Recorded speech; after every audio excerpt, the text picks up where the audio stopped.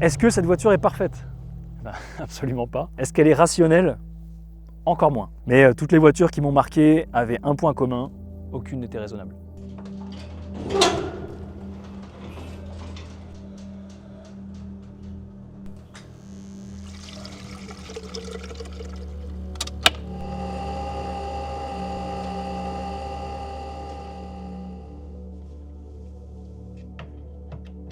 En 2008, à 58 ans, mon père s'offre sa toute première voiture neuve. Alors il aurait pu choisir une voiture confortable, moderne, statutaire. Bah, il a choisi une Caterham. Et puis un jour, je l'ai rachetée et c'est bon, c'était la mienne. En fait, cette Caterham, finalement, elle n'a jamais vraiment changé de propriétaire. Elle a simplement changé de génération. Mais certaines histoires méritent de rester clairement dans la famille.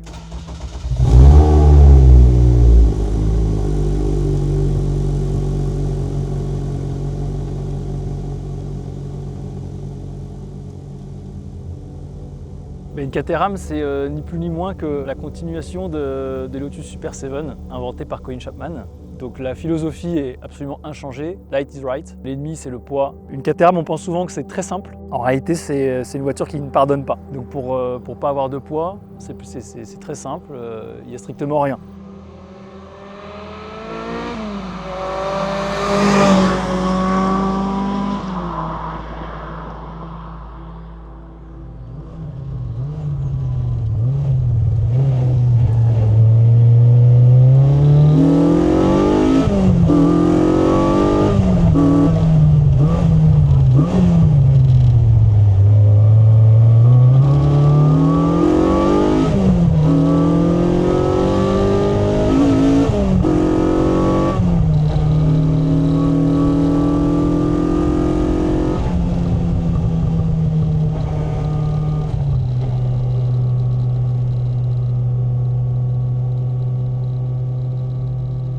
On n'aura pas de direction assistée, il n'y a pas d'assistance au freinage, donc pas d'ABS, il n'y a pas d'anti-patinage, il n'y a aucun filtre entre la route et vous. Elle est légère, elle est très légère, tout est amplifié, les bonnes sensations et les moins bonnes.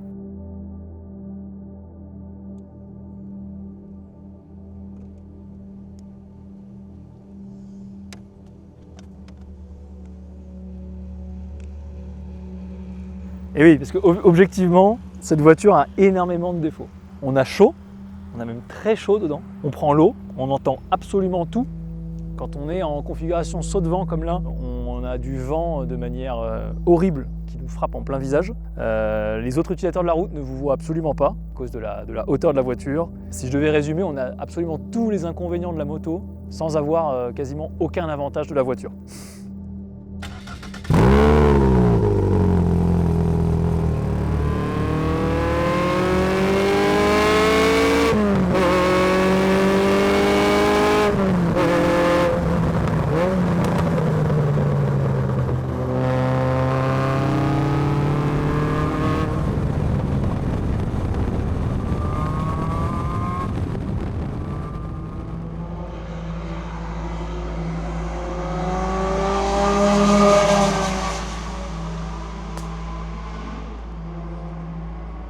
Quand j'ai racheté cette Caterham à mon père, effectivement, les goûts et les couleurs étant multiples, elle ne ressemblait absolument pas à cette déclinaison un petit peu qu'on pourrait dire vert anglais héritage, ce que j'ai vraiment souhaité. Elle était beaucoup plus dans un look stock, donc les ailes arrière, les ailes avant et le nez étaient jaunes. C'était une des 3 ou 4 couleurs qui étaient disponibles à l'achat. Il y avait jaune, rouge, vert et noir. Et tout le reste de la voiture, elle était aluminium brut, donc gris aluminium sans aucun revêtement, sans aucune peinture.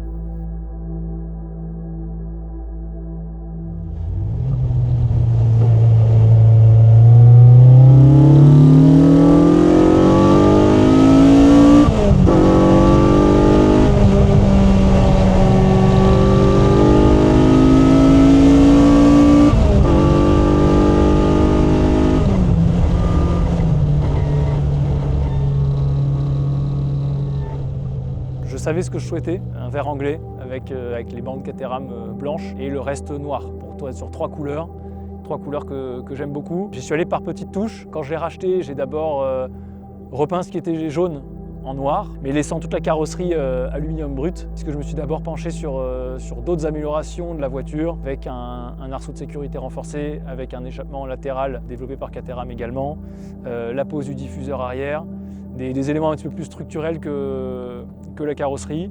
Et puis 2 ans plus tard, j'ai entamé par le garage SV Automobile une restauration, en tout cas esthétique, de la voiture, où donc tout l'intérieur a été démonté, tous les carbones ont été revernis avec un film de protection également. Je me suis attelé à une grosse restauration esthétique et extérieure de la voiture.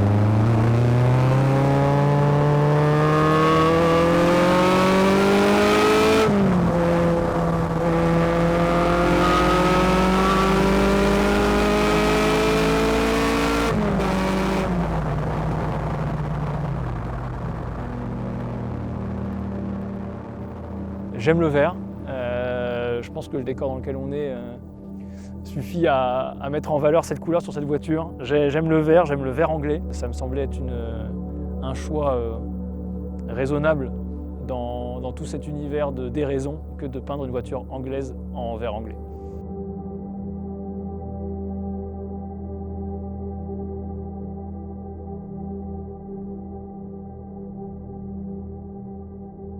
CSR, c'est la dénomination en fait, du type de châssis. C'est la dernière évolution développée par Caterham. Le châssis a été présenté en 2005 et la CSR 200 a été la première à sortir dans la production avec ce châssis. Donc aujourd'hui encore, on peut acheter une Caterham dans un châssis se rapprochant encore celui de l'origine, qui est déjà plus évolué.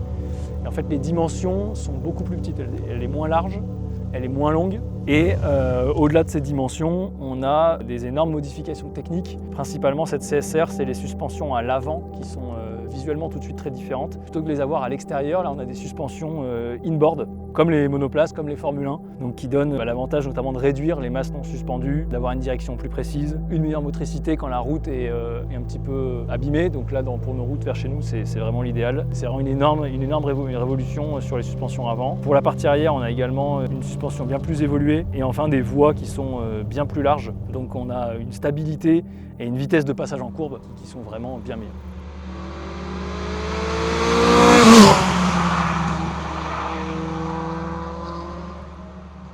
Alors le moteur de cette Caterham, il est absolument extraordinaire sur cette CSR 200 et à la même génération en Angleterre est sortie la CSR 260 qui est en fait le même moteur, bien évidemment avec beaucoup de pièces très différentes mais qui ne passait pas les tests, les normes d'homologation par chez nous. Donc ce moteur, c'est un moteur Ford Cosworth de 2,3 litres qui développe 200 chevaux d'origine. C'est un moteur qui est extrêmement coupleux, il est particulièrement agréable à utiliser. Donc bien évidemment, il est rageur dans les tours puisqu'il monte jusqu'à 7000 tours minute. Mais c'est un moteur qu'on peut apprécier sur toute sa plage d'utilisation. Il n'y a pas forcément besoin de crapahuter très haut dans les tours pour avoir de la rondeur et du couple. C'est vraiment un moteur très recherché, très agréable, qui a été assez vite arrêté puisque la CSR 200 a été remplacée par la CSR 175 de 175 chevaux qui était un Duratec 2 litres qui était en fait des blocs qui étaient beaucoup moins chers tout en étant des très bons moteurs. Mais le moteur 2 litres 3 Ford Cosworth aura eu une durée de vie assez limitée, ce qui rend cet exemplaire factuellement un collector.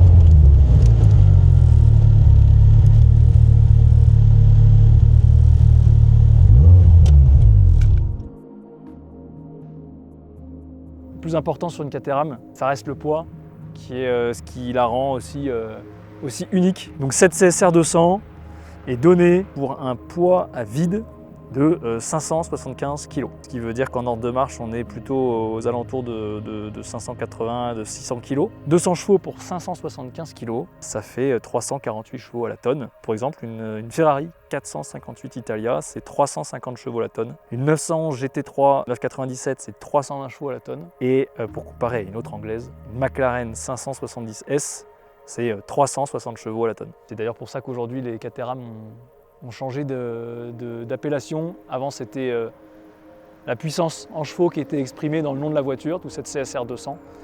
Et aujourd'hui, les dominations de Caterham, c'est le rapport à la tonne. C'est pour ça que la dernière, la plus puissante actuellement, la 485, elle ne fait malheureusement pas encore 485 chevaux, mais elle a un rapport poids-puissance, elle a un rapport de cheval à la tonne de 485 chevaux à la tonne.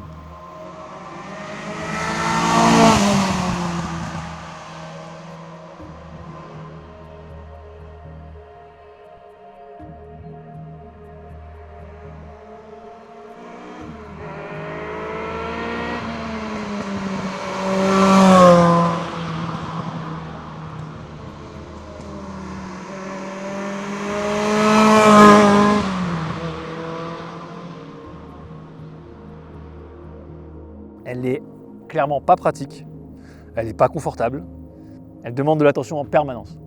Et pourtant, elle est aussi inutile que désirable, elle est donc parfaitement indispensable.